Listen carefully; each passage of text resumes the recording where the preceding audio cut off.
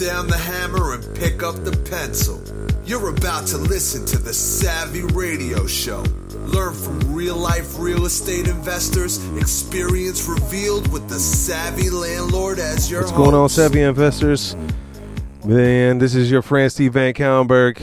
Man, I'm sorry it's been too long. Golly, it seems like I start every podcast apologetic. I really am, for real. I love doing the podcast, and I'm just crazy busy like everyone else on the planet Earth, trying to get stuff done, trying to get a deal, trying to maneuver, trying to go to the next level. What is that? Trying to define that as a human being. La to da. But someone, a friend of mine, a really good friend of mine, came up to me and, just give you some perspective. He has maybe 25 units and he's going to the next level in his world. And that next level is commercial real estate, which is what I'm really into right now. And commercial real estate just takes a long time. That's why I have just been busy. Just a lot of nuances to learn and to grow. But this guy came to me, and I think it's his first time where he was doing a refinance for cash out. And I think this is his first time. I didn't get the details. I just got some broad strokes. He asked me in passing, and then we had about a 15-minute conversation, and I just wrote down these random notes. And they're like, homie, I'm going to do a podcast for you. I'm going to break it off. So I'm trying to give you some perspective. So he's got 25 units. I think this is his first time that he's going to refinance as a big package. He's a savvy investor. He knows how to borrow private money, knows how to borrow bank funding, knows the nuances of forwards and backwards of appraisals, LTVs. So we're just going to accelerate this and move forward. So the big question is, he wanted a kind of confirmation. Am I moving in the right direction? Should I refinance? And I'm like, absolutely. You should refinance. And it boils down, and it was just a great time that he called me because I'm in the middle of several refinances. And it just started this awesome dialogue between him and I. And I was like, well, trying to get a big scope, a big picture, or ultimately, what is your goal? What are you trying to do, right? Everyone has their own agenda, but a lot of people just follow certain rules. Like one of these rules is, I need to keep my portfolio at 60% LTV or 80% LTV. There's some people out there, there's some investors out there that want to keep their portfolio at 90, okay? Borrow as much as you can, 100%, no money in the deal, 80%, leverage. And all those are not wrong, right? It boils down to, what are you trying to do? So you got to figure out, where are you at? Where are you going? What do you want? What's the climate? Are you accessible to money? And then there's this thing called seasoning of the loan. And then on top of that, what's your strategic goal? Okay. Now, here's the cool thing. When I finally started diving into my homeboy, I just kind of threw out those things. So when you're refinancing, and I would just say whatever you're doing in general as an investor, where are you? What capital do you have? Where do you want to go? What does it look like? What's your end goal? Like, I know I want to make $10,000 a month, or I want 10 million. Okay. Where are you going? What do you want? So where you're at, where you're going, and what you want are totally different scenarios, and you need to run these scenarios. And then what's today's climate, right? Refinancing, 10 years ago had a different strategic aspect than the way I'm refining today, or the way I'm counseling someone to refinance today, okay? Now, also, is cash accessible to you? Do you have a skill set of raising private money just in case you get denied by a bank? Are you privy to getting bank funding? Do you have all your financing in order? Do you have a bookkeeper? Do you have great accounts? Do you understand the word global financials? Okay. So, and then seasoning, like, do you know what's the timing of what you're trying to do? So it's just not a simple answer. And I know I'm like that coach is like, well, it's just not that simple. There's a very variables to it, right? And then what's your strategic plan? So, it depends on where you're at. If you're at the gatherer stage, if you're just trying to get as many assets as possible, you want to do kind of a basic. This is what I would try to tell you. Yeah, you bulk up. So you get, say, let's just make it simple numbers. You buy $50,000 houses, and you get them to $500,000. So basically at 10 houses. So you may use one or two banks to get 10 houses at $50,000 a piece. That's $500,000, and then you refinance that number, $500,000, to another bank, and I would say a long-term bank, okay? And then there you have the ability to borrow another $500,000 from those two institutions that you use to acquire those assets. So you've got to figure out the bank or banks or banking or private money. What is the reasoning behind why are you using that institution or that person? Is it for just acquisition? So for me personally, I use specific banks for specific reasons that are madly in love with maybe specific types of real estate. For example, there's only certain banks that just like apartments. There's only certain banks that just like office spaces. All right. There's only banks that just focus on conventional loans. Okay. So you have to kind of get real specific on what you're trying to do. Are you trying to move into multifamily? Are you trying to free up cash? Are you just trying to cash flow more? So here's another reason why you would refinance. For example, say you have $500,000 out in one loan, but it's on a 20-year AM at 5.25%, and your equity, you built it down, you knocked it down, and now you're down to 400 and something, but the market is appreciated, but you can go to a credit union and they'll give you 30-year terms at 3.8%. And I'm telling you right now, I just got this loan, and my mortgage payment is the exact same $2,500 a month for that original loan at $500,000, but I just got $140,000 cash out refi on a 30-year AM at a $500,000 loan. So I got $140,000 in my pocket so I can use for acquisitions. I got a fixed rate, 30-year fixed rate, or AM, not a fixed rate at 30 years. I think it's a 10-year fix.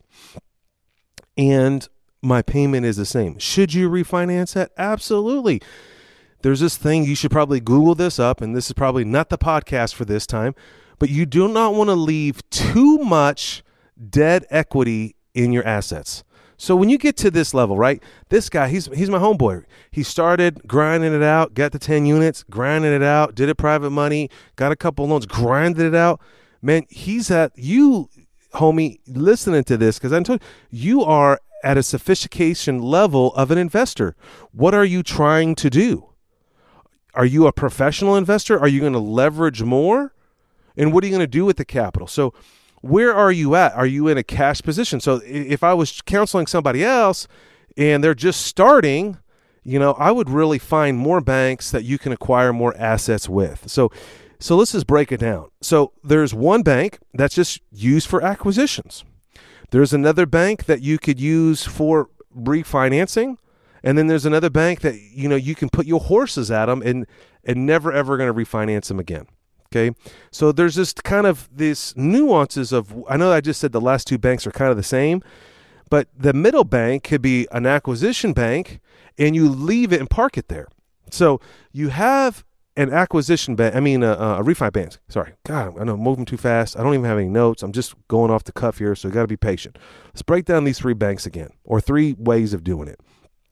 One, you have an acquisition bank. This is your most important bank. This bank should be, you vetted out, they vetted you out, you have a guidance line, you can call this bank, you've built a relationship, you already have assets, they have your current financials, you're probably at 25 units or above, okay? You're probably close to being a millionaire, and they can give you a guidance line of, say, 300 to 500,000. That is your acquisition bank. They're not going to go back to the board.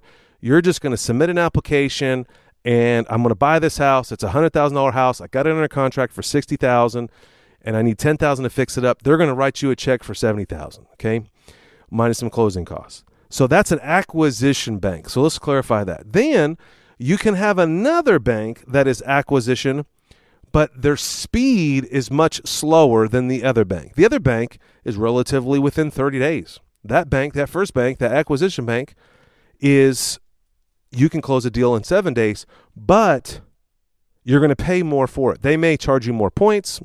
They may charge you a higher interest rate, but that's just the cost of getting that capital that you don't have to keep laying around and you have access to. You would borrow that money from that bank, season it maybe for a little while, 6 months, a year, and then move it to another bank, probably a bank that you can build a relationship with. They really prefer refinancing. And moving on down the line. Listen, man, this conversation is getting deeper and bigger as the more I keep thinking about it. So that was bank number one. Bank number two is a middle grade bank in my mind. You can do acquisitions with them. Same scenario. They got your financials. They looked at you globally. They think you're a legitimate investor. You have some tenure in you. You're ready to roll. And they'll do an acquisition for you, but it may take a little bit longer than 30 days. And, you're only pre-approved for a couple $100,000. Okay. So, but you think in your mind, that's the only bank that you have access to. That's where people are going wrong. That's not the only bank out there. Remember the first bank I talked to you, they're a little bit higher, but they're quicker. The second bank, they have a 5% interest rate and they're a little bit slower, and they may have to present you every time to the loan committee. But that's also an opportunity for you to refinance there. So you could use those tandem banks, okay? So that's how I did it for about 10 years. I had this acquisition bank, madly in love with them, build a relationship with them. They trust me, I trust them. I even have money in a CD with them, whatever it takes to build a relationship with that bank. Then I started building other banks. This number two bank, I have a lot of number two banks. I like number two banks, and you got to cultivate those banks. And I may only have one refinance with that bank, and maybe it's only $250,000, or maybe you have $150,000. When I refinance, you've got to make it tangible. You don't want to refinance a $50,000 or $100,000. That could be two little houses, or it could be one. It's the same amount of work. That's the one thing you got to think about. The first bank, they are about fees, right? They're about the origination fee. Their business model is to turn as much money as possible, velocity of money, and bank it. Yes, they live off of interest, but the more loans they write, the more money they make. That's just that bank's business model. The second bank, and pretty much all banks have that type of business model. Now, the second bank, they just have a little bit more operations involved, and it's just a little different process. So you don't want to refinance $100,000. You want to refinance $500,000. So in my mind, if you're just starting out and you only got 10 houses, you may want to start refinancing. When you get to about $400,000 or $500,000, you want to refinance at least $250,000. I would try to refinance all of them. One, what's your strategy? You need cash in your pocket. Cash is king. A lot of young investors, they may go a very conservative route, which I take, that they want to leave all this equity in there. Well, then that's what the time you need to Google it up. This is not the class, but this is not the podcast, but you need to understand what debt equity, it's actually eroding your returns. Okay. And I should do a whole class on that, but I'm just saying you need to Google that up. So you should be moving your money. Okay. But you want to build a relationship with number two bank so you can borrow more money. You're going to free up number one bank so you're going to put it on the second bank, but you really want to make it worth their while. Anything that's usually $250,000 and below, usually that loan officer or that vice president or whoever you're talking to, they can pretty much get that pushed through relatively quickly. And that may be only 3 houses, but that may be 2 houses and some equity, and you might walk away with $50,000.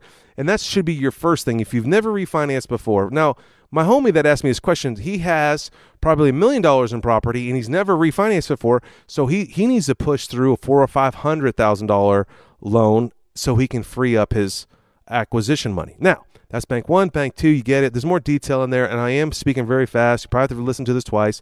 I have probably said something wrong. Whatever. My bad. Number 3 bank. This is the cherry wary bank, okay? This is the bank that's usually a credit union. someone that's doing terms that you think that are impossible, right? If you're just getting into real estate, some people might say 6%, you might hear 5%. Now, of course, the rates are going up, the Fed's going up, money's going up, stuff's going up, right? But there is credit unions. There's small introduction banks that are just getting into the game, which I can go into that on another day, or even a smaller hedge fund that's just like really independent, and they're out there, okay? Again, we can talk about this more in depth later. If there's something that I said that has struck a chord in you, man, this is how this works. You just message me or ask me this type of question. I'll just get fired up. And it's interesting that my homie that asked me this is I'm in the middle of several refinances, and I'm having a strategic plan, and that's how these questions come into play. And I'll break all those down here in a second. So the number 3 bank, a.k.a. Cherry Wary, the Cherry Wary Bank is like these unheard of terms. Man, I'm getting 30-year AM. It's almost like getting interest only forever. And this is like kind of a cash flow play. This is a play where you really, these are your solid deals that you know that they're your horses, that you don't want to move them, and that they're going to underwrite you maybe a little bit tighter, a little bit longer. And I just had one of these loans. It took several months. I can't remember. I need to go back and look at my first email when I first sent them my financial statement, and then I just closed just recently, and how long that took. But see, when you get through that process, I have lunch with them next week. It's going to be fire. I'm like, hey, are you ready for another one? Are you ready for another one? Hey, I got another $700,000 loan. Let's put it through. But this time, sir, I don't need cash. Ooh, when you tell a banker, hey, let's refinance. I got $700,000 worth $1 million. Hey, let's do 70%. And I learned something the other day. I didn't tell this podcast, but I was pushing some cash out refi on this new bank, and the appraisal came in way hotter than I thought. It was a one building that I have. It came in at 7 something, and I owed 4 something on it, and I knew that it would come out with some cash out. I never told the dude that I was going to do some cash out. And then near the end of closing, near like the week before we're going to close, I was like, hey, can I get some cash out? I say, and this is my exact email, and paraphrase to myself, but hey, I know normal real estate investors usually ask for 75%. Some of them even ask for 80. I don't even say that. Some, because successful real estate investors could run their numbers at 75 or at 70. I said, hey, I was wondering if I can pull. I didn't say wondering. I need to pull. I didn't say we need either, but I just said it in these. I got to go back and look at this email. Again, if you want to know about this email, I'll send it to you. But I said, hey, I want to pull out 70% on this appraisal, this ARV, and for cash out, instead of the typical request of 75, because that's usually what people ask for, 75. Okay, if you ask for 80, there's something wrong with you. Okay, I'm just letting you know. That's just, don't ever ask for a refi on a credit union at 80%. At 3.8%, 30-year RAM, they're not going to do it. Okay, so the guy is like, and this is like, I'm putting him in a pinch. See, this is kind of the game of borrowing money, right? They need to loan me, and I need to borrow. That's your first problem. If you not think that way, it's a mutual relationship. We've got to stop as real estate investors that we bow down to bankers. Yes, we got to respect them, and we can't get the deal done without them, and they can't eat without me or you. So there's a mutual respect and understanding. They don't want to clean out toilets. They don't want to replace doors. They can't. They're in a suit. We can. We're hustlers. So you got to kind of marry this up. And this is what this awesome rock star banker said to me. Now, remember, we're dealing with $140,000 cash out refi. And I think I've only had that loan for about 4 years. And he goes, if you can do 68, I don't have to ask the board. Boom. 68 was 140. Isn't that awesome? So I learned that trick with that banker. Each banker's different. Each banker has their own matrix. Each banker has their own tolerance and, the way they process things. So you got to figure out all those nuances. So let's just get back to, sir, should I refinance? Well, depending on what you're trying to do with your life and lifestyle, I would quickly say absolutely, and verify what you're doing. The first thing that you need to do is, what is your strategic goal? Like, are you trying to take on houses? Right now, I can't take on any houses, not because I can't handle them, is because there is none, because they're overpriced. I sent out an email to some of my friends. Right now, it's 26.3% increase in inflation on real estate. Well, I only buy stuff at 70%. I may buy something at 80% on a location deal, but I'm not going to pay 105% in my world, okay? But you have to honestly look at every single asset and what actual equity you have in there if you had a fire sale. And then can each individual asset or house or whatever you're doing, could it stand alone by itself? I've learned this from one of my mentors that's where I went wrong. I was looking at everything in a global, I'm cash flowing, everything's great, I got this equity, and there was a lot of dogs in my portfolio. But man, as soon as I started dumping the dogs, man, my whole world started changing. And so every Monday, I look at my portfolio and I see what is performing, how can I refinance, or what equity do I have that I'm not utilizing? So that's the first thing. So I got that all done. I got that all on a spreadsheet, and I kind of know what my position is. So then I find out what's my cash position, and then what am I trying to accomplish? So I have a goal this year. Let's just say I want to take on $2 million worth of assets. Well, and I want to take those on with commercial. So typically in a basic commercial loan, multifamily, you usually have to put down 20%. So let's just run the numbers.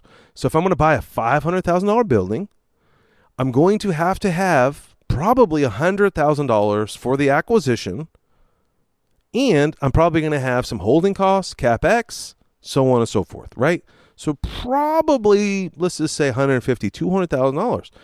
So, and if you're trying to get into the next goal of your life and you have no cash, but you have a bunch of equity, that's obviously what you need to do is find a great bank that will do a cash out refi, and you may have to have several conversations. So it boils down to strategy. So in my case, I know that I'm not buying anything right now. I know in my case that everything has increased by 30%. So those appraisals will come in really well. Yes, they will. So you refinance, but I'm just going to sit on cash. What? You're going to refinance VanCauwenbergh and you're not going to put that money to work? That is my strategy. That's where I am right now because I am shopping for a large property. So let's just break it down. A $500,000 property needs to require $100,000 down. If it's a smoking deal, retail, and it's a strip center, and it's $1 million strip center, I'm going to have to show up with $200,000. I am not going to let that slide. So you understand where I'm going here? I'm trying to teach you to think bigger than just buying another rent house. I'm trying to think, where are you going? Are you going to bulk these up? How many more houses can you take on? What's your property management? What's your cash position? Do you have enough reserves? I'm telling you, I ran into an investor not too long ago, and I looked at his portfolio, and I could see in his face, he's kind of dying, and he's like, man, I got to get this refi so I can get this $40,000 so I can go finish these houses. I'm telling you right now, you're in a bad position. That's not where you need to be. You should never refi so you can finish a job. You did something wrong, or you're robbing Peter to pay Paul.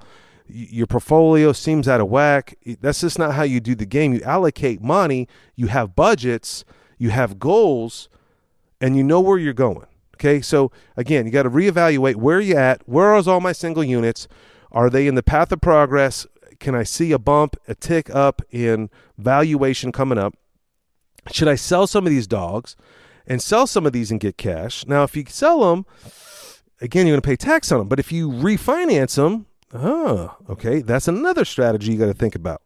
And then what do you want to be doing? Where do you want to go? Do you have your property management in place? Can they take on 10 more units? Can you go buy a package of properties? Okay. And what do you want out of life, right? I always look at it, I don't want to work that hard, right? So I'm looking for bigger properties with single tenants. That's just how I roll. I get the same amount of cash flow out of 5 units or 5 houses, 5 $100,000 houses. And if I buy one $500,000 strip center. Now, these are just fake numbers, but I'm just giving you a heads up. But you're like, VanCauwenbergh, it's scary. It is. It's another zero. But if you have $1 million in cash, you're not scared. If you allocate properly and vet that big tenant out of that strip center, you won't be gravy. It's just going to pay out. And if it's a triple net lease, it's going to pay out forever. Now, of course, you're going to have some problems, so you need to have reserves. Okay, so now you know what you want. Now, that's what I want. I don't want 5 little houses, or I don't want $500,000 houses, or 5 $100,000 houses. I want one $500,000 asset. Okay, cash flow is the same, one person, bigger numbers, la-di-da-da-da. Now, you got to understand what's going on right now in the climate. So it may be a good time for you to refinance because the rates are going up. Now, people are driven by fear. I'm not driven by fear. I'm driven by calculation. What is it going to look like if I borrow $1 million in cash and I'm sitting on 6%? What is my cost to hold that money? $60,000 a year, right? 6%. I'm just throwing that out there. I didn't do the calculation. Again, I'm sitting in my closet and trying to knock this out.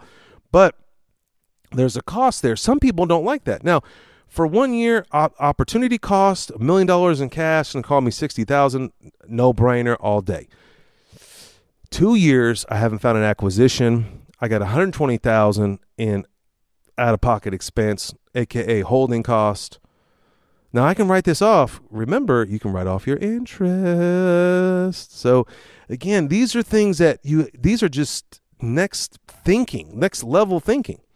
And then the big thing I think you need to really think about, and I actually loaned money to somebody, and accessibility. And this is what he said to me. He's like, this guy, I vetted him out. I loaned him $80,000, and he actually did really good. I can't remember how long he had the loan for, maybe a year and a month.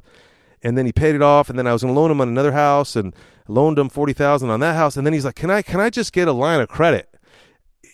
What he was thinking was accurate. I'm like, dude, you're fine.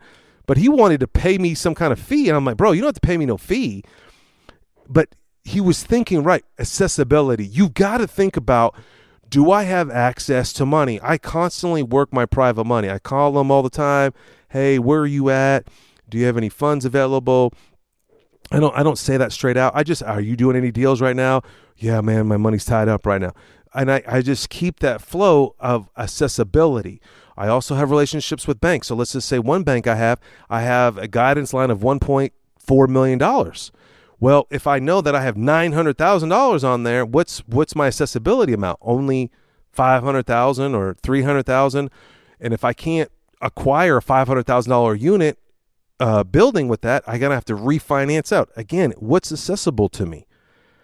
And then seasoning. Where am I going to take this? You know, I'm transitioning out of low income housing, and I'm transitioning kind of into the $150,000 houses. So I sold a house the other day. Boom, I put on another house as a $150,000 house. Sold another house the other day. Boom, now I'm into an office building. Okay, so seasoning. What's the time frame? How much cash do I need to have in my transitional period? What do you mean by transitional period? I mean, from when I get this cash, if I sell it, what tax I'm going to have, and then can I deploy it maybe in a 1031, or can I hold it, pay that taxes, and roll it over to another investment? But where am I going to get that other investment? That's where I'm at today. There is no rolling over. I can't really get deals. Yes, I've acquired in 2022. I set a goal. Boom. I've gotten 2 assets already. I'm on fire. I'm thankful. I'm blessed. But I do have this raging goal, but the market is changing. People from California are just dominating this market, overpaying by 30-40%, like multiple offers, and it's just outrageous. So as a successful investor, this is when you kind of go left, where everybody's going right, and you got to just hold on to your assets, kind of develop them. Maybe it's time to look at your assets. What assets could I sell? Remember, I just said over on the east side of Oklahoma City is up 26.4%. It's probably time to dump those within reason. You know, so crazy. I'm driving through there, and houses that I would buy for 25, maybe 35,000 are selling for just 60 to 100. I mean, I saw a house for 100,000. I mean, I just don't believe it. Now, maybe you should sell. Now, you got to consider what's your tax burden. Where are you in that tree? If you're that investor that just keeps taking losses every year, you're probably not going to be able to borrow $1 million. That's another strategic thing. So, you know, hopefully this helps you. Hopefully that you learn some points here, maybe some encouragement. Maybe this will push you to the next level and really think about what you're doing and not just get lazy. I got these loans and I'm cash flowing. No, every month it's going down in debt equity. Can I make that money move? And so here's another thing that my friend that lit up like a Pop Tart when I said, hey man, I know how you feeling. Are you feeling trapped? Like you can't go anywhere? Or if you refinance, is this going to be a bad decision? Or you're going to miss an opportunity? Man, that is a normal feeling. That's why you need to think about all these things and have a meeting with a friend, someone that's a little bit further than you, and just ask them. And it was really cool. I broke it down to him, gave him about 15, 20 minutes of life.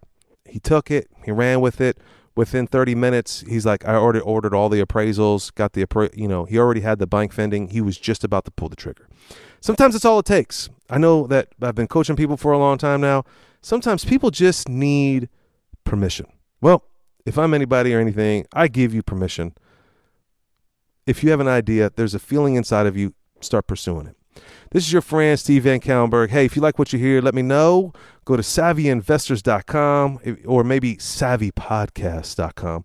If you really like me, man, write a review, help your boy out, and then be real generous. Drop $20 and buy my book on Amazon. That would be real cool because that actually helps Eastside literacy for whiz kids. And I'm trying to do some fundraising. I got some fundraising coming up this summer. I got a new book coming out. I want to donate to Shiloh Summer Camp. It's on my heart. It's just an inner city youth camp. I'm telling you, you can start now, put a review, tell people about the podcast, share the love. But, whatever you do, go look on the internet for an asset. Go buy an asset. Stop playing around and go buy an asset. And you don't know how to buy an asset, message somebody, ask somebody, how do I buy an asset? This is your boy. Have a great day. Thanks for listening to the Savvy Radio Show. Glide online and listen to our other motivating episodes at savvyradioshow.com. Connect on Twitter at LandlordBook and always be buying assets.